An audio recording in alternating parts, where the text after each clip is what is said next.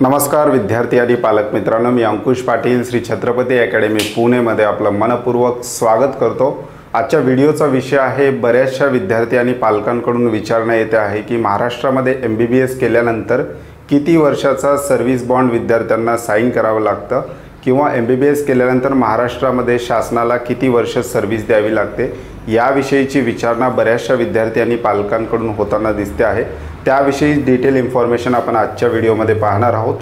शासनाच्या वेबसाईटवर एक GR आहे, तो GR नेमकं बॉन्डबद्दल काय सांगतो याविषयी सुद्धा डिटेल इन्फॉर्मेशन आपण आजच्या व्हिडिओमध्ये घेणार आहोत।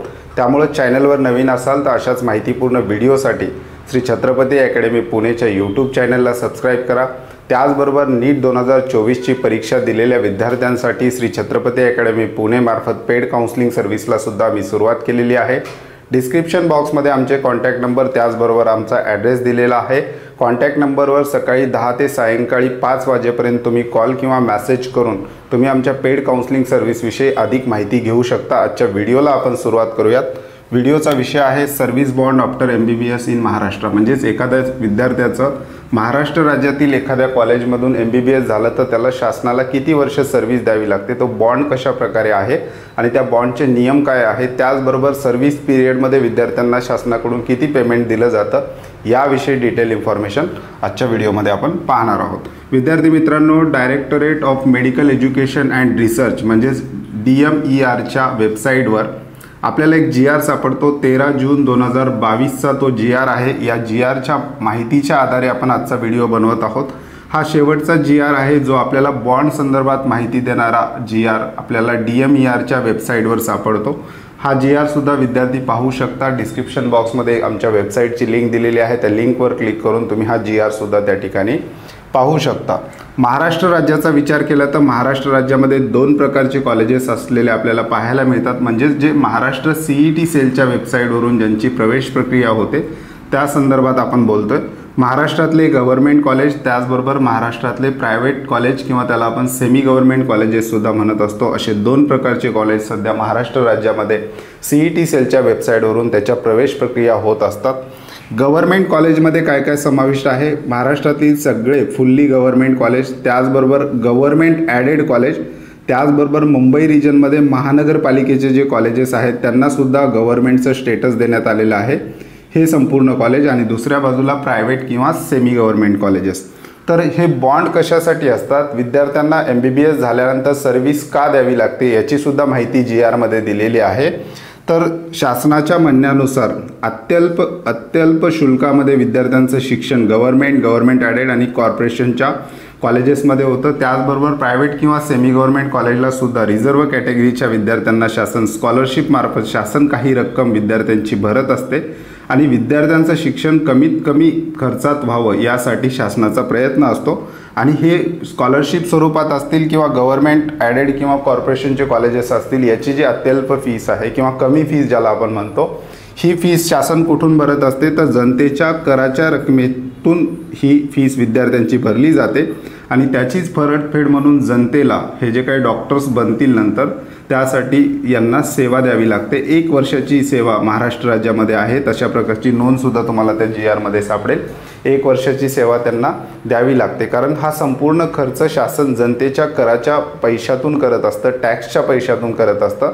त्याची परतफेड म्हणून या विद्यार्थ्यांना त्या ठिकाणी शासनाला सर्व्हिस द्यावी लागते।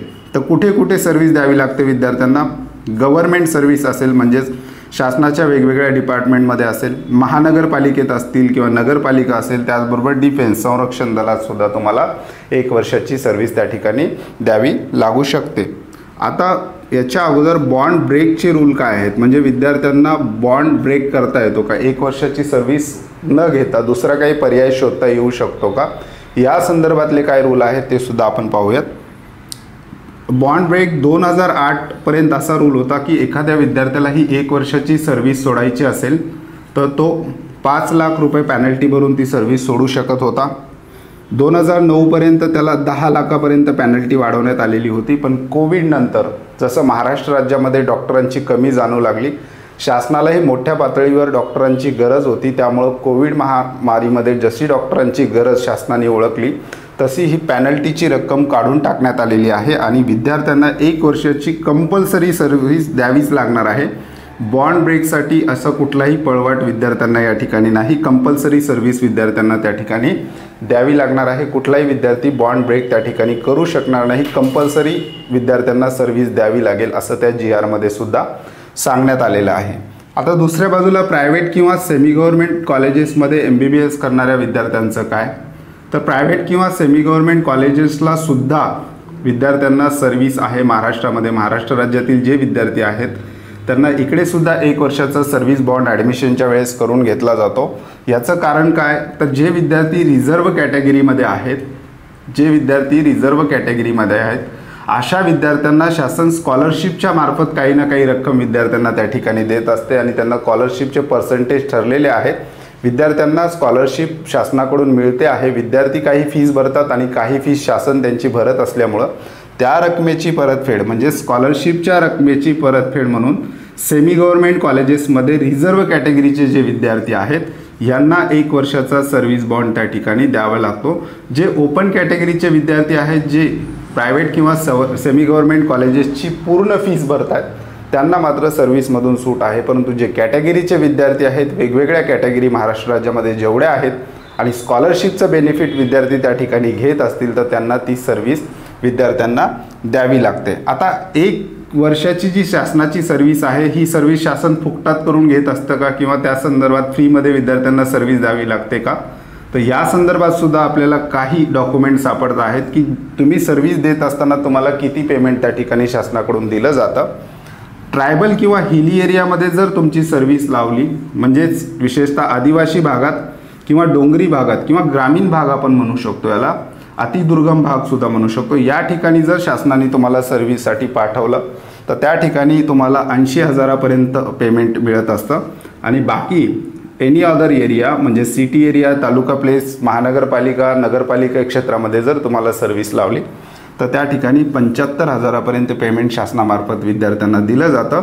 तर विद्यार्थी मित्रांनो, अशा प्रकारचं महाराष्ट्र राज्यातील बॉन्डचे रूल आहेत जे दोन्हीकडे लागू आहेत. गव्हर्नमेंट ॲडेड कॉर्पोरेशनच्या असतील किंवा प्रायव्हेट सेमी गव्हर्नमेंट कॉलेजेसमध्ये स्कॉलरशिप घेणाऱ्या विद्यार्थ्यांना त्या ठिकाणी बॉन्ड बनवून द्यावा लागतो. या संदर्भातला डिटेल शासनाचा जो काही GR आहे तो आमच्या वेबसाईटवर तुम्हाला पाहायला मिळेल.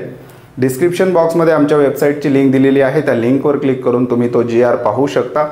त्याचबरोबर नीट 2024ची परीक्षा दिली असेल आणि तुम्हाला पेड काउन्सिलिंग सर्व्हिसविषयी अधिक माहिती घ्यायची असेल तर श्री छत्रपती अकॅडमी पुणेचे कॉन्टॅक्ट नंबर डिस्क्रिप्शन बॉक्समध्ये दिलेला आहे. सकाळी 10 ते सायंकाळी 5 या वेळापर्यंत तुम्ही त्या नंबरवर कॉल किंवा मेसेज करून आमच्या पेड काउन्सिलिंग सर्व्हिसविषयी अधिक माहिती घेऊ शकता. त्याचबरोबर श्री छत्रपती अकॅडमी पुणेमार्फतचं MBBSचं कट ऑफचं बुकलेट, त्याचबरोबर BAMSचं कट ऑफचं बुकलेट जर तुम्हाला परचेस करायचं असेल तर डिस्क्रिप्शन बॉक्समध्ये त्याचीसुद्धा लिंक दिलेली आहे.